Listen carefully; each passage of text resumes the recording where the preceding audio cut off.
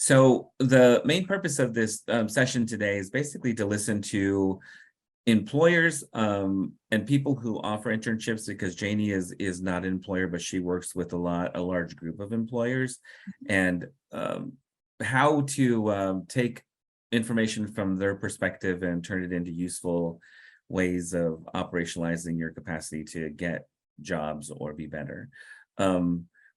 I will sort of point this out that Rye is from a marketing firm, Wayne is from Disney, and Janie is from a larger, I guess, sort of a conglomerate coalition, maybe I'll say, where they do tech work. So in addition to sort of thinking about these internship spaces, like, there are a couple of questions emerged in the survey that when we asked students like what they were looking for specific, career job tracks. So if you have any specifics in reference to questions, feel free to use the chat, of course. Always any question, or if anything pops up that you're sort of curious about, ping me in the chat and I'll make sure that the question gets to the presenters. We are in a meeting format, so they too can see the chat and they may respond as they go along with our presentation today.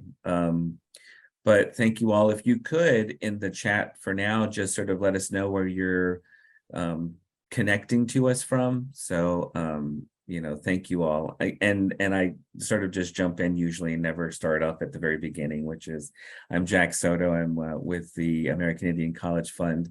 I'm the Senior Program Manager for Career Readiness and Employment. I've been working here for a number of years, and I see a couple of students' names in the list here of who I worked with and known for a while. So thank you all for being here. Without further ado, I'll turn it over to our guest speakers to introduce themselves, and then we'll move into some of the presentations that they'll have and information.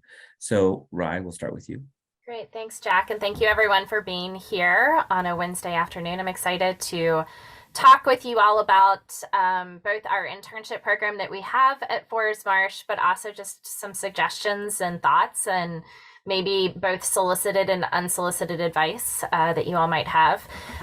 So I am Muskogee, but I'm also of Jewish and European descent, and I am the Chief of Staff at Forest Marsh. As Jack said, we are a market research consulting firm that works primarily with the federal government, but we do also have some nonprofit, state, commercial, and tribal clients. So happy to be here and look forward to the conversation. Wayne. Hi, good morning and good afternoon, everyone. My name is Wayne Hampton. I'm a senior manager with campus recruitment with the Walt Disney Company. I've worked here for about 31 years, and we recruit for interns throughout the entire company. So it includes areas like our theme parks and resorts, the Walt Disney Studios, Disney Media Entertainment Distribution, Disney General Entertainment, ESPN, and our corporate positions. So we have opportunities all across the company, including some remote opportunities as well. So we'll talk a little bit more about how you can apply for our positions and find out more, and then also give you some advice and tips on applying for internships. So thank you for having me here, Jack. I appreciate it. Thanks, Wayne. Janie. Hi, everybody. It's a pleasure to be here with you this afternoon. My name is Janie Fernandez. I am the Director of Talent Engagement at Reboot Representation. And what we are is a tech coalition of over 21 companies that have pooled their philanthropic dollars together to invest in the future talent of tech. So our mission is to double the number of Black, Latina, and Native American women getting their computing degrees by 2025. So I'm excited to share a little bit more about our mission, how we do our work, the partners that we support, and of course, share any kind of insights and tips into being career ready and getting ready for your internships. And I will be able to share a list of open internships available through our companies towards the end of the call that you can, of course, leverage as you wish. Great, thank you. And also I would like to have Loyola Rankin introduce herself. She's on our team and she'll be supporting me today through just through the chat and being helpful. Hello, everybody. My name is Loyola Rankin. I'm a member here at the American Indian College Fund. I do student success through college coaching. Just want to say thank you so much for being here. Thank you, Loyola. So what I have asked each of the presenters to sort of do today is to share a little bit about the work that they do primarily within the internship space and some of the opportunities they have available. And then I've sort of parceled out a couple of topics that I think would be useful. Again, referring back to, we did have a survey that we sent out to students and they gave us information about what they were looking for. So I'll turn it over to Rye again, and then she could talk us a little bit about the opportunities and the way that they do their work at her firm. Great, thanks so much. All right, so I just have really one slide for you all to talk a little bit more about our internship program. So what we have is a fully paid 6-month internship that is designed to be in one of the following tracks that you see up here. So HR, marketing and comms, IT, finance and accounting, business development and project management. While it is a 6-month program, the program is designed to be full-time in the summer and then part-time in the fall semester or quarter. That being said, if an intern is still taking classes over the summer, we can work around schedules and be very flexible there. When interns are full-time employees with us, so during the summer, assuming that they do come on full-time, they are treated as a full employee, which means you have access, or interns have access to all of our benefits package. We do pay 100% of healthcare for all of our employees, but that also gives them access to all of the other benefits that we have while they are full-time. We provide on-the-job technical training, so we don't have a requirement for you necessarily to have a background in any of these tracks. We will meet you where you are. If there's an area that you are interested in getting experience in, through the application process, we'll kind of parse that out a little bit more and see what the best fit is. But in addition to that technical on-the-job skill development, we also provide career development training. That includes pairing you with a coach at Forest Marsh, and your coach is going to be someone that you meet with once a week for 24 weeks. We give you some prompts each week that will help get that conversation started. But we also then, in the second half of that internship, really focus on what's next. So we help with resume development, cover letters for folks who are still requiring cover letters these days, mock interviews, and interview tips and tricks, so that when that 6 months is over with, that interns really can try to figure out what they want to do and get there. Our internship is 100% remote. We are a remote first company. So interns can be located anywhere in the United States. We provide laptop, monitor, keyboard, and mouse. And if we didn't this year, but if we do ever have any interns where the infrastructure may not be that strong in rural areas, we will also provide a hotspot. We don't want there to be any barriers for you to be able to be part of this experience. The eligibility requirements, we are asking that everyone be a current student or a recent graduate, so within the past year, of a tribal college or university, enrolled in a federally recognized tribe. And then we also ask for a letter of recommendation from either an Indigenous professor, a tribal elder, a ceremonial leader, whatever is appropriate for your tribal tradition. What we're looking for there, and I know we'll talk a little bit about the application and what we're looking for, but we want to make sure that our interns really do have a strong tie to their community, because that's what we want, is for our interns to give back to their community, whether that's going to work within the community after the internship, or finding ways that Forest Marsh can support their community too. Our application window is open the entire month of March each year, with notifications back to selected interns by April 15th-ish, depending on the day of the week that falls, with a start date of the first week of June. I gave these slides to Jack, so I'm sure he'll send them out, but it has my contact information on there. So for any additional information, feel free to reach out and be checking our website the first of the year, when we will start putting up the 2023 brochure. All right, thanks. Great, thank you, Rye. Wayne, did I prepare a slide, or do you just want to go and chat? Yeah, I have a few things that I can show as well, if that's all right. Yes, So, that's great. all Thank right, you. great. Let me pull this up here. Let me actually start up here. All right, great. So again, I'm here representing the Walt Disney Company, but we have opportunities in a variety of different areas. There's a couple of different programs that I wanted to tell you all about. The first is our website, disneyinterns.com.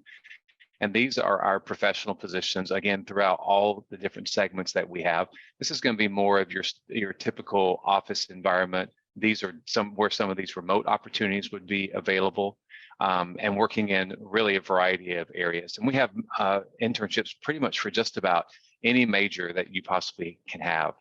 And then the Disney College program is our entry-level opportunity working in our theme parks and resorts, specifically in Florida.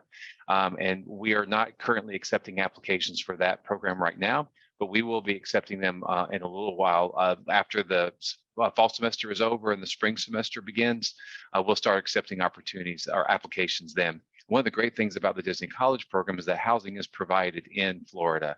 You would need to pay for it out of your paycheck each week. There's an amount that's pulled out to cover part of the cost of that, and then we cover the rest of that. But we also got our social media accounts there as well for you. I did want to talk a little bit specifically about our Disney internships or our more professional roles. Typically, we recruit a semester in advance. So again, I've got the Disney Interns website up here, but our spring positions get posted in early August or late August, early September. So right around the time that the fall quarter begins. Our summer positions are also posted at a couple different times. And the reason for that is many of our technology positions, and our finance positions, we've already recruited for those, but we will be opening some more a little bit later. And then same for our fall positions as well.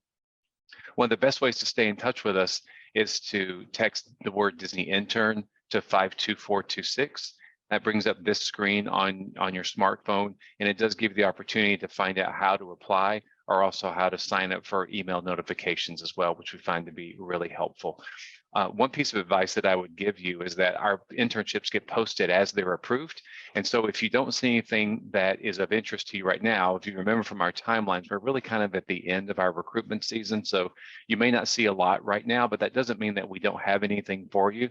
So I usually encourage students to check back on a weekly basis just to see if anything new has been posted. So that's where I'll stop for now, and then I'll give you some more advice a little bit later. Well, I feel so unprepared because I don't have a slide to share, but I do have a ton of information regarding how we host and work with our students to tap into internship opportunities. So as I mentioned earlier, we work with 21 tech companies that are, global in nature. And we work directly with our talent acquisition folks to make sure that we give priority and flag applications for our Reboot Scholars. So any student that's part of one of our Reboot funded programs. So some of you here may be, if you're pursuing a bachelor's in computing, for example, and are receiving one of the scholarships through the college fund, that makes you a Reboot Scholar. There's other ways to join, which I'll, to become a Reboot Scholars that I'll share. But essentially, the work that I have to do is to work hand in hand with talent acquisition, campus recruiting, and university relations at all of these big tech companies to tailor opportunities to our students. So like I mentioned, what's really great about it is that you have a leg up in the application process, in the sense that your applications do get flagged and prioritized for review. Given that, of course, you meet all the requirements.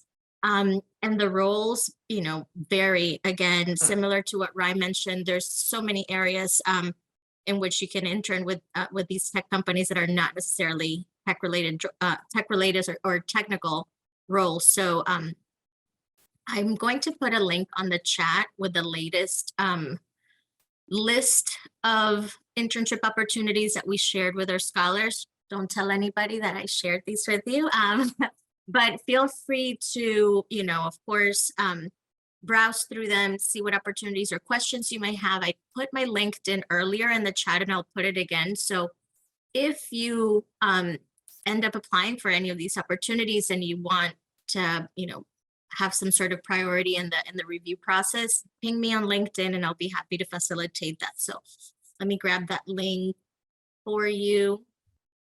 Janie, can you list a couple of the companies that you work with in doing some Yes. of this? So all the big tech companies, Microsoft, Qualcomm, Dell, UKG, Amazon, Intel. Oh my God, if I miss any of them, they're going to probably be really upset. But we have smaller companies like ServiceNow or Cloudera, Riot Games, Electronic Arts. So it's like really a variety of industries, mostly heavy on tech.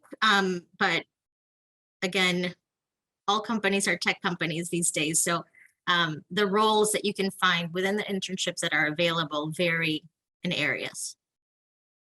One thing I'll point out too that I think is pretty helpful, we worked with Janie and her team and connected to Riot Games, and we had a woman who was looking to get into the gaming industry, and she was very unsure when, well, you know, what it turned out primarily because she was a female, but she talked to a woman who was in the company and then changed her mind and is like moving forward into her desire to work for a gaming company, which is pretty amazing. So I'm, you know, as you begin to think a little bit more about, like, as Janie's offered up, and I'm sure Wayne and Rye would do the same, like, you know, they could be very helpful to sort of leading and guiding, which is some of the conversation we'll have, you know, here in a minute. But I just wanted to encourage you to see them as resources and accessible resources, which I think is very hard to imagine sometimes. Definitely. You know, to your point, Jack, sometimes we feel like we're just on this journey and at this path, and we have an end goal, and we know we want to become a nurse, a teacher, an engineer, whatever that is. And we fail to look outside of those avenues when it comes to internship opportunities. But if there's one thing that I can stress about internships is that they will make or break your resume when it comes to applying for full-time roles. You know, that's what recruiters are looking at too. They're looking at, you know, what kind of experience you have within your resumes, but then also that it's, you know, being able to tap into different industries to intern at, it shows range of the things that you can do and you know, places that you're willing to explore outside of that end goal that you have in terms of your major. Yeah, I'm building a presentation for this afternoon talking about like how to use your resume experience. And that is one thing that I'm pulling out, is that students who do internships are more likely to be employable or are hired than those who do not. And then within the companies that they work, I think there's like a 40 or 50% chance that you'll be offered a position, a full-time position within that company. So that, I mean, that's a, you know, again, sort of thinking, you know, getting to the point of like, why are internships important? It just depends on like where you want to go. I think that one of the challenges that we had with Wayne is that we were working with a group of environmental science students, and we brought in a team of people who work at Disney in a variety of different levels, departments, and they shared what they do in reference to sustainability. And it still seemed to be like a long-term journey for some of the listeners.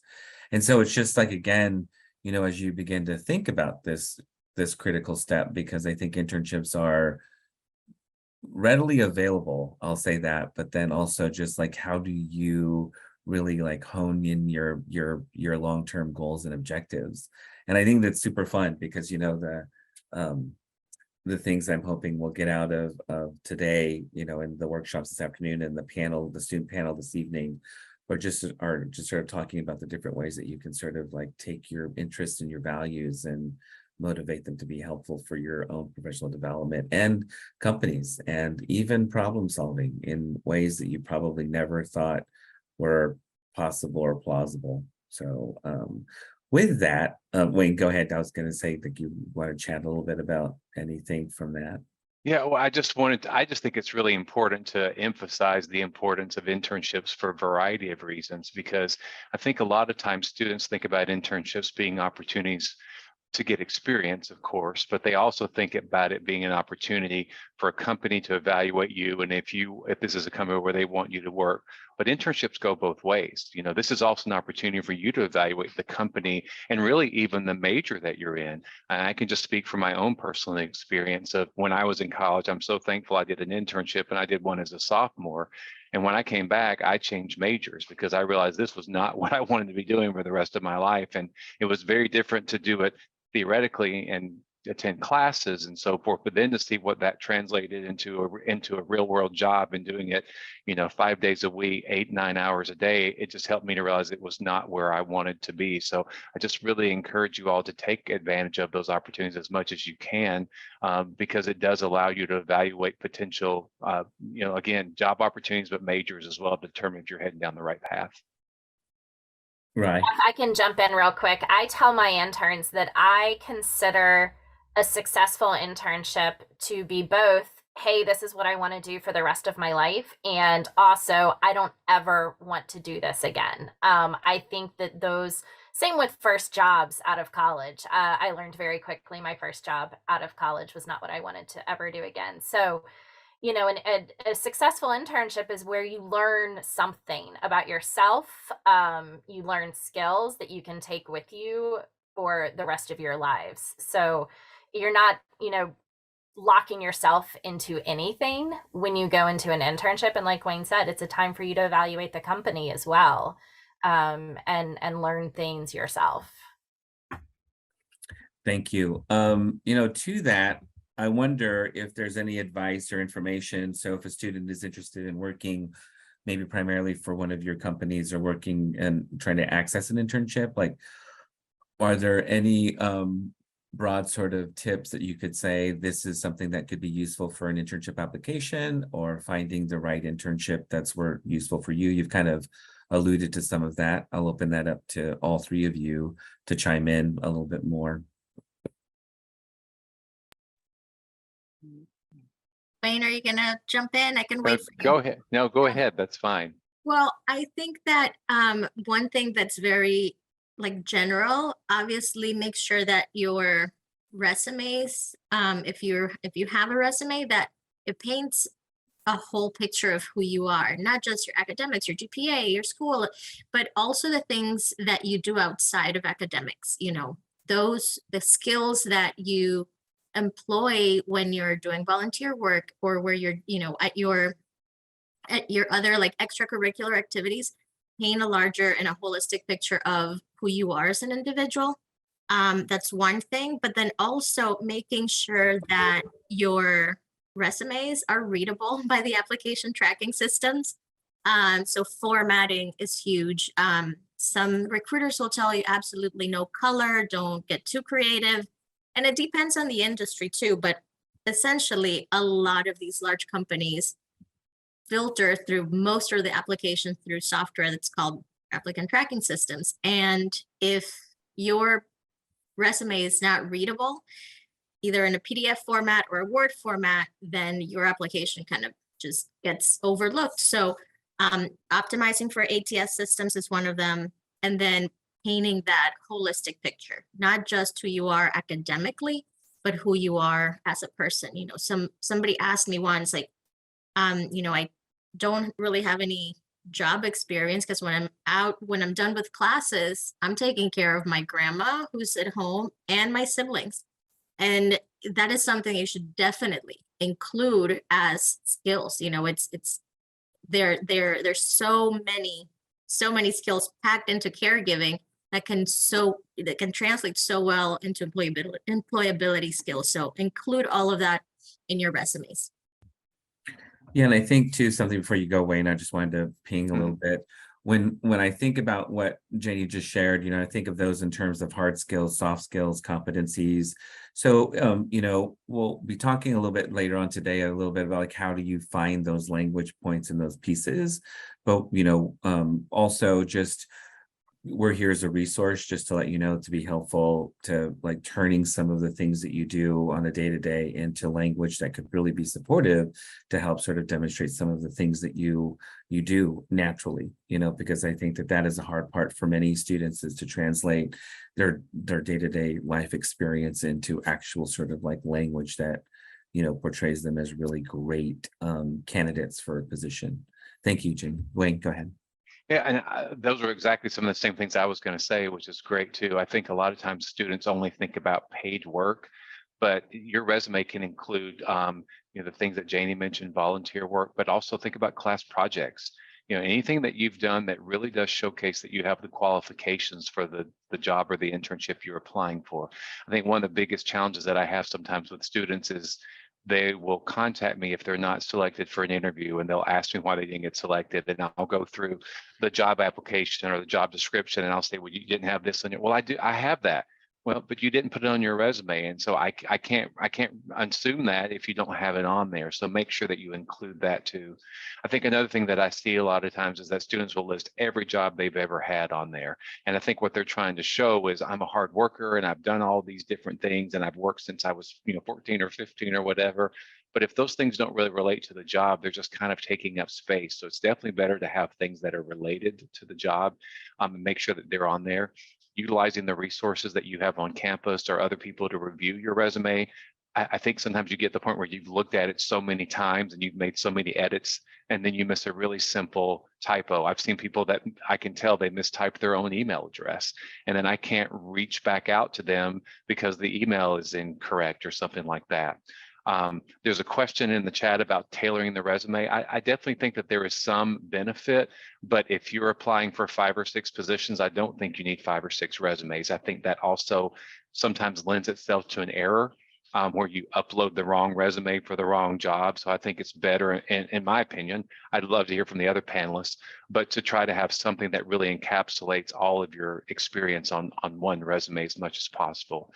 And for our positions, you definitely need to have a resume. It does allow you to go in and type the information, but when you're sitting there typing it on your phone, then it just comes out in like this text format. It just doesn't look as good. So I think having a resume that you can upload certainly helps out as well. I would definitely include the fact that you are an American Indian College Fund Scholar on your resume. Make sure that's on there in an awards and recognition section or something like that. Definitely calls out specific things about you and your expertise that we want to have. And then again, I'd love to hear from the other panelists, but I think cover letters are kind of up to you. If there's something that you really want to include in a cover letter that isn't reflected on your resume and there's a benefit to doing it, then I think that you should, but definitely don't make it as an afterthought. Just take the same care with your cover letter that you do with your resume. Have someone review it, make sure there's no typos and so forth. Because I've had people that had a stellar resume and I was getting ready to move them forward, and then I saw they had a cover letter and I pulled it up and it changed my opinion because the cover letter was so poorly written that it made me kind of change my perspective on them. So those are some tips that I would give. I don't have much to add because I think both of my fellow panelists pretty much covered everything.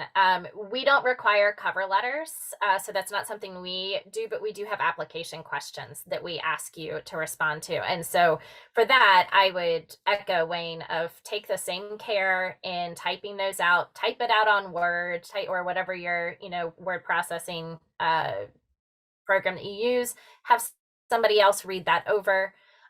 If you already don't have a relationship with your career services center at your schools, start that. They are excellent resources in helping you, look over that resume, find those typos. I still sometimes find typos in my resume of, I look back at it and I'm like, how did I not see that space? Because I was so, that extra space because I was so into it. So having someone that you really can trust to catch those things for you before you submit to any future employer is so important. We have a long, like 45-minute video on resumes that are talking about the 2 different formats. Formatting is another really tough part about resumes because I think that in reference to the thought of that every school has a career center. Some of the tribal college universities that we work with don't. So it'd be good to sort of ping someone and just say, can you look at this? And then be willing, I'm going to say, be willing to be able to sit down and do the work that what they're sharing with you is that it is a very thoughtful, meaningful process. And it's what I format as storytelling. And I put it in ways like in what Wayne just sort of shared was, if you aren't telling me a little bit about like who you are and what you're doing, then I can't be helpful to grow those skill sets and to help you sort of master the technique or whatever it is that you want to do.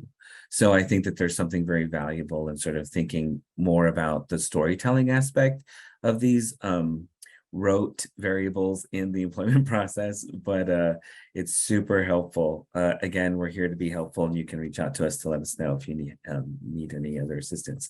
To this, I'm gonna, instead of flipping the script about like what have you seen that you don't like in a resume, can the three of you give us an idea of like what you've seen in resumes that you really appreciate and think are super valuable and super cool, and kind of like set people apart when you're thinking of this individual? Like Wayne, you did mention like the honing of the cover letter was helpful for you to see a student in a different way.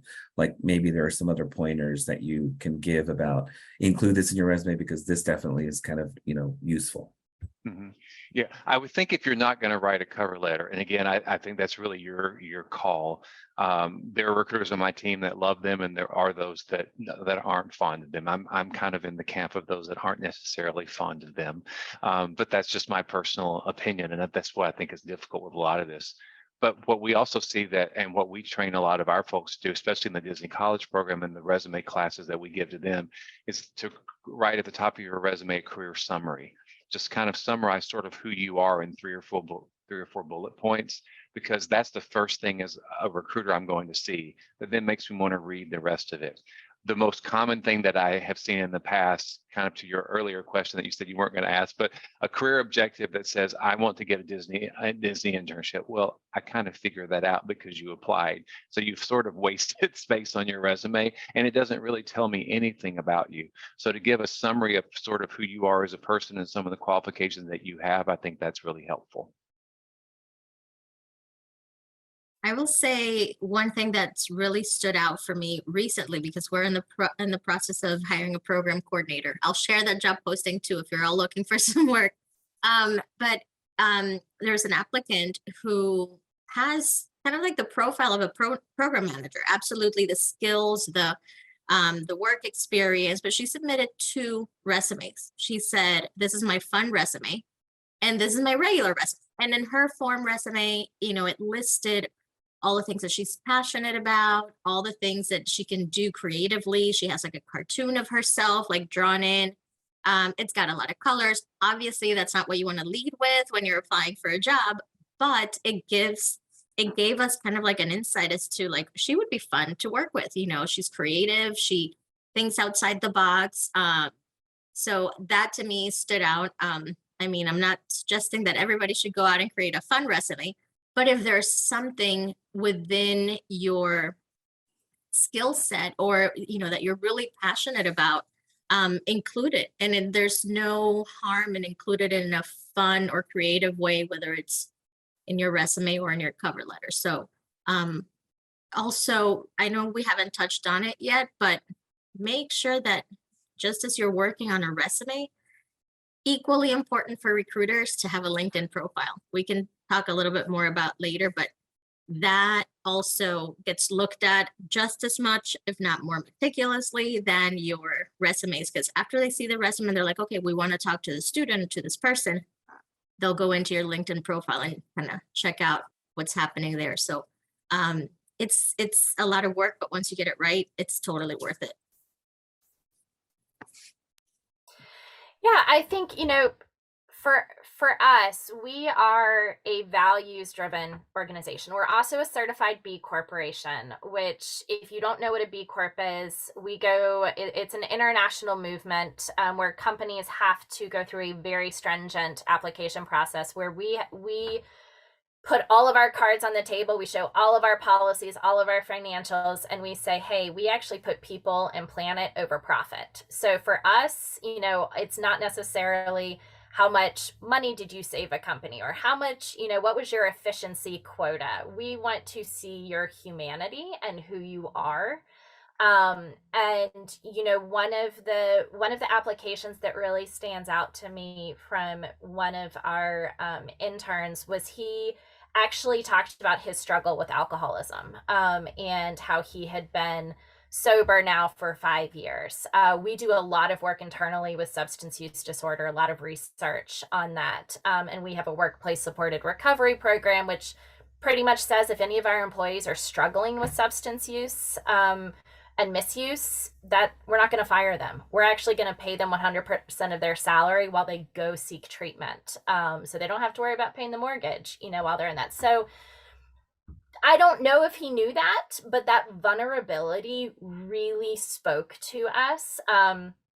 Again, we are a very unique company, so I'm not sure I would recommend to anyone to, talk about your recovery journey if you are on one.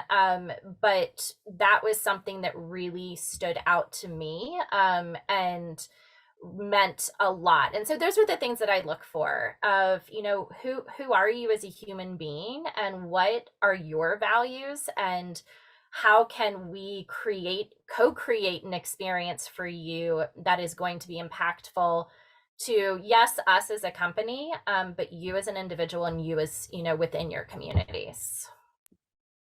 Thank you, Ryan, for pulling that out, because I think that also is another critical part of thinking of an internship as a place to grow.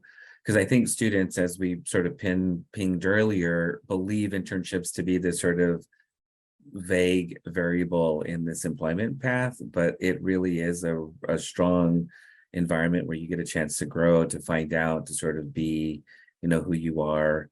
And I think too that, I was just thinking of a little bit more of I'll use vulnerability, but it's just being more open, being able to tell your story, I think is the hard part about this, because, people in our work, we challenge students often to be more credible about the way that they want to show up in the world versus, I want to work for your company. And I'm like, okay, well, if you want to work for them, why? Is it because it's Amazon or because it's Google? Then just sort of hold that and then use that as a story to get your, your idea about like where that lands itself. So thank you for that. So a little bit to that, Ryan, maybe you can add from here, but when you're when you are on board and you've been, introduced to the company and are, working, like, what are some of the things that you can offer up to people to consider in reference to sort of two things: being successful, so like, competency, skill sets, or whatever that may mean, but then also like, how do they create, as you mentioned, Janie, like an idea of, I will be successful if I do this, or like creating their own definition of success for everything that they do in an internship. So any advice or thoughts, or like how they can do that type of work? I will start. I didn't see anybody else come off mute. I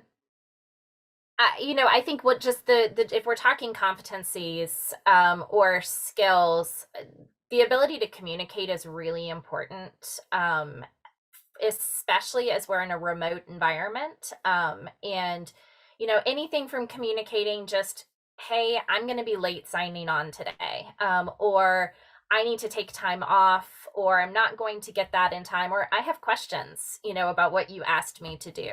So I think finding those ways that whoever you're reporting to or working with communicates best is probably one of I would say, the first things when you start an internship to really understand. When it comes to just more general success, how we look at the internship, again, we already talked about, what a successful internship is. It can be just as much hating, that line of work as it can be loving it.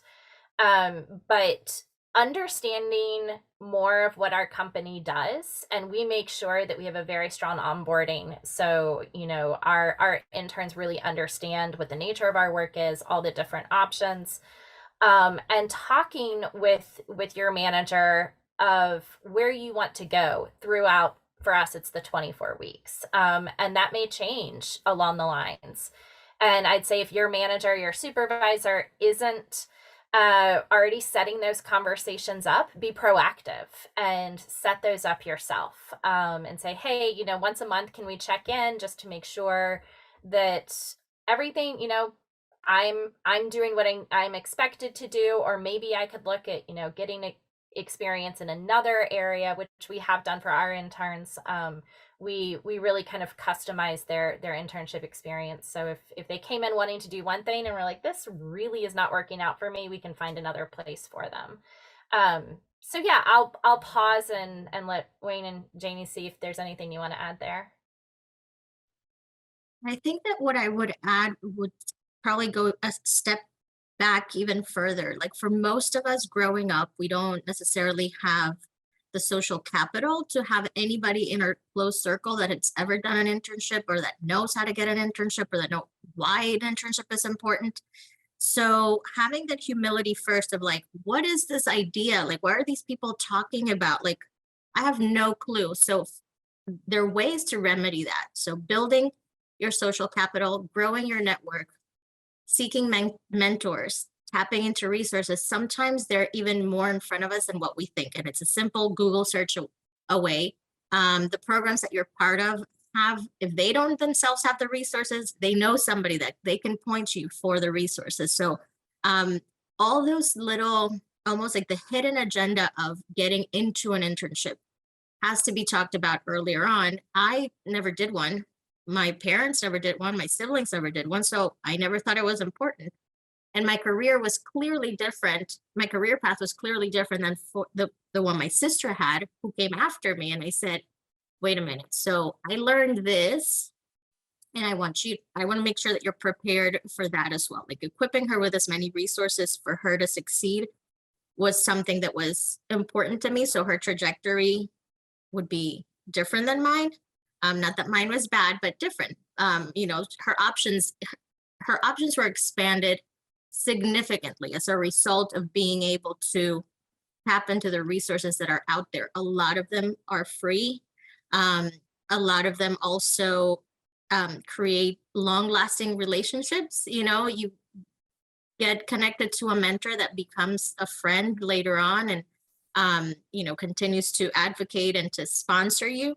But it's before you get to the internship, make sure that you build that network, that social capital, that you talk to others that are in positions that you would like to see yourself in for guidance and assistance. And I will say that 90%, if not more of the time, anybody that you reach out to for help and advice or mentorship, most of the times they're very willing to help. Yeah, I think that's all great advice. I noticed that Jack wrote in the chat about asking questions, and that's one of the things that I was going to call out is just make sure that you ask questions and that you don't assume. You may not feel comfortable asking questions of your direct leader on your internship, so ask a peer or someone else that you've met that you feel comfortable with, because sometimes the questions that you have are may seem like common sense to other individuals, but if you've never done an internship and you've never worked for this company before, you don't know, and that's okay. So for example, what is the standard office attire? If I'm going to be remote, do I need to dress differently when I'm in a remote meeting than in an in-person meeting, or does it even matter? How do people like to communicate on this team? Is this a team that communicates by email? Do they communicate through meetings? Do they use online collaboration tools like Slack or those types of things? How do things get done? I think sometimes what happens is that individuals assume that you just know, and you don't, and then that's okay to ask those types of questions. But you don't want to be 3 or 4 weeks into your internship and still feel like you don't even know how to ask questions. That you at some point you do have to get out there and ask those questions. And Jenny was talking a little bit about mentors, and I think sometimes we get really hung up on this formality of a mentor, but a mentor really is just someone that's been there longer than you, that knows more than you, and is willing to take time and sit down and talk with you. And sometimes the things, like we hear some of our interns, the questions that they have that they ask their mentors is, where can I go and get lunch? Where's the best place to park if I have to go to this meeting? Those are the types of things that mentors are more than happy to do. Can you look at this email before I send it? Can you look at this presentation that I've put together to give me some, some tips or those types of things? I think all of those types of things are really great to ask other individuals that have been around long enough. I mentioned in my introduction, I've been here for 30 years. I still send presentations or emails to people and say, can you just take a look at this? And can you give me your thoughts on it? Because sometimes, just like we're talking about resumes, I'm so ingrained in this project or whatever it is that I know what I'm talking about. And someone will read it and say, what does this mean? And I realize I didn't explain it very well and I have to go back and reword it. So I think that's something too that it's important to realize is that everyone's still learning. And just because you're new doesn't mean that everybody else knows everything. Things are constantly changing. So I would much rather someone ask me a question and then assume and get down this path 2 or 3 weeks later and realize that they were on the wrong path. And I think one thing I want to go back to what Janie said, and I actually just saw this in the chat too. I never did an internship because I did not come from a family that had money. And all of the internships 20 years ago, because I'm now old, were unpaid. You never found a paid internship. And that was a huge barrier to, I think, a lot of folks to be able to get that experience because we needed to work and we needed to make money. And which is also why with Forest Marsh, we absolutely pay for our labor and for our interns, just because to me, it was so important that I missed out on that opportunity or felt like I potentially missed out on a great opportunity because of, my economic status and my family's economic background. So, Jenny, I'll throw it over to you because I think you said you wanted to address that too.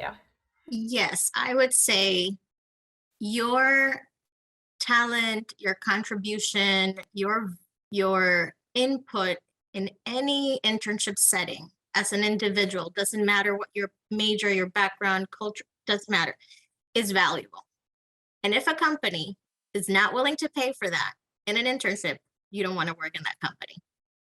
I would say, to add to that, if it's a company that, yes, it's a paid internship, but they're not willing to help you overcome barriers to get you to that internship, you don't want to work there because things are going to be much worse when you're an employee. So remember, I think it was Ryan that mentioned it earlier, maybe Wayne, an interview process or even an internship, it's a two-way interview. It's a two-way process. You are trying to find a fit for you and that company. And if that company has systems in place, including compensation and not in a livable wage, so you don't have to worry about taking on another job to be able to keep up with your bills. If they have structures in place to make sure that you're succeeding and that you want to come back and work for them full time. If that's not in place, then I would say take your entire ball of contribution and invest it everywhere, and somewhere else. I am just, I could go on forever, but you wouldn't dare ask some people to do work for free. Like, why would you ask people to work for free? I don't care if you're getting skills out of it, but they're getting something out of you as well. So stay away from unpaid internships. No. That's my 2 cents. Too, I want to be clear because I think that, sometimes we confuse all experiential education type of programming as an internship, and that is not true. Practicums, are for hours and they are specifically drafted to be helpful to sort of getting your degree. People will call those internships, but they're not. They're practicums.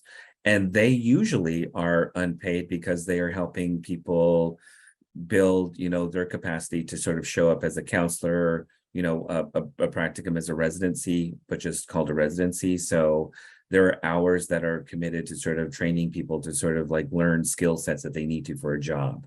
So don't think that a practicum is an internship. Another one is, what was I thinking of? Oh, research projects. Research projects can be turned into internships. And there are programs that allow for you to do research while you are learning how to become a researcher, if that is, and again, that sort of fits along the lines of capstone projects. Sometimes if you are doing a research project, people will just call them an internship, but they're not really outlined in the format that internships are sort of like to be helpful to, but they are similar. So, know that too.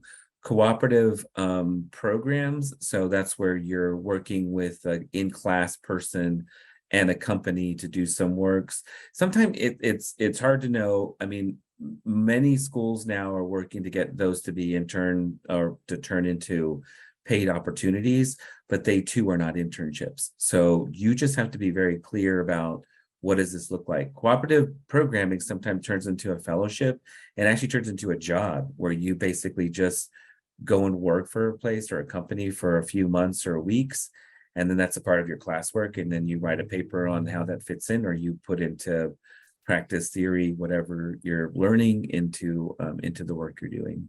So just to be clear that there are a number of things that are out there that look like internships, but they're not. So I just wanted to be helpful to Janie's, takeaway, because I totally agree with her. It is a useful thing to know if this company is not going to pay me to be an intern, then they probably won't be very helpful when I'm an employee. Yeah. The rippling effect could be so devastating, so devastating. They're creating a hardship for a student. They're setting you back already if they're asking you to do things that are going to, and hinder your livelihood. So, and those companies, it's not a coincidence that they have those systems in place to keep people behind. So, I can go on and on talking about this, but we don't have to, because we're talking about internships and all the great things that they bring. Great, thank you, Janie. Before we wrap up, I just wanted to press on what is surfacing here, and Wayne mentioned it earlier. The thing about internships, well, the thing about you as students and people who are working with students is to remind them of the value that they bring to the table. And I think that that's something that we often forget. Internships are created to be helpful to sort of allow you to grow, but also like it's really helpful if you kind of know where you want to grow. And I think that we've kind of alluded to it, like, do I want to be a social worker? Do I want to, work for Disney? Do I want to be an executive director? Do I want to work for my tribe? Those are really credible questions, because those are helpful to know, like, is this internship going to be useful? And then you can find out, like, oh, can I find a paid internship to do this work? Maybe, maybe not, and it may be that it's not near you. And then you're going to have to sort of negotiate, like, what does not near me mean? And if it's not accessible in reference to remote work, what does that mean? And how do I need to grow skills to be helpful to me? So just know that, as this conversation surfaces, like, center you in the process of making the decisions, because there are a lot of opportunities and everybody wants to be helpful. Before we close out, I'm going to give each of you a few minutes to just wrap up. We might go over just a little bit, so I'm asking everybody just to be patient. But any last words before we tie up today's short session with the students? I think I'm unmuted, so I'll go. I put a couple of links in the chat. I know that not everybody here is in tech and not everybody here identifies as a woman. But the first link, high five test, figure out what your strengths are. It's just a simple online free profile. A couple of questions you answer to, explore areas that you may not even know that you were interested in. And then the rest of those resources are sort of tech related, for the most part. The first one, Speak.Careers, is a free technical interview training program that you don't necessarily have to take yourself, but if you share their website with a friend, they will do a free resume review for you. No strings attached. So that's one. We're talking about interviews and resumes. So get a free resume review. You don't have to pay anything. Absolutely no strings attached. Rewriting the Code is an online community for women in computing. It's phenomenal. They have a lot of resources from just learning opportunities to attending conferences. And CodePath and ColorStack are both organizations that we support that are providing and giving free coding, AI, a lot of different tech related workshops and trainings around it. It's all over the country and it's free to sign up. If you're not into computing yet, I would say check them out and see if you can marry your interest in health, education, politics, finance, whatever it is, marry it with tech, because the opportunities do open up quite significantly. So yeah, that's that. And then the last thing I'll add my LinkedIn. Please do connect with me. Happy to answer questions and be a resource to you myself. Ryan, Wayne, do you have anything to add? Exactly what Jenny just said. If you ever need anything, I threw my email and LinkedIn profile in there. Please don't hesitate to reach out. I know it's kind of odd emailing someone that you just saw talk at you for an hour, but I love hearing from students or from professionals, and would love to continue the conversation if I can ever be of assistance. Yeah, and then I would just say, just as you do interact with individuals, and I'll put my LinkedIn in here as well. But as you do interact with individuals, whether it's beforehand, before you're offered, as you're going through the recruiting and interviewing process, if you are selected, you end up meeting with people. Just remember that you're building your reputation. So if you have like a networking opportunity, you end up meeting with somebody ahead of, send them a thank you note afterwards. Send a thank you to your recruiter. Any of those types of things that you can do to help develop your reputation and help you be memorable are going to help you in your career path along the way as well. Great. Thank you all. This has been short and informative. I know that there's just so much in this topic that we could rattle on for at least a good day on a number of things. If you will send me your slide deck, Wayne, I could share it out with the attendees and our students again. And I encourage you to consider working, and I'm going to be very honest, I'm going to encourage you to work and try to get an internship with the representative today, because I care about you as students and as people. And that is hard to find sometimes. So just know that the information that they're giving you is really, I feel, very sincere and authentic in reference to sort of working and trying to be supportive to your growth and to the way that you want to be helpful to yourself. So it's hard to find those situations. It's hard to know like who is going to really sort of show up in the way that they're trying to tell you that they are. And I just have put trust in these three people to sort of be helpful. They've been really helpful for us. So, and Rye I've just met, but you talk about emailing somebody that you've seen somebody on the screen. I wasn't even in the session and I saw her and I'm like, I want you to come and talk, because it was so interesting. And she works with other partners that I have. And I was like, this is cool. And Wayne and I have been working together for the past couple of years, and Janie with the Reboot representation have been awesome partners. So thank you so much for your time. And thank you all for joining.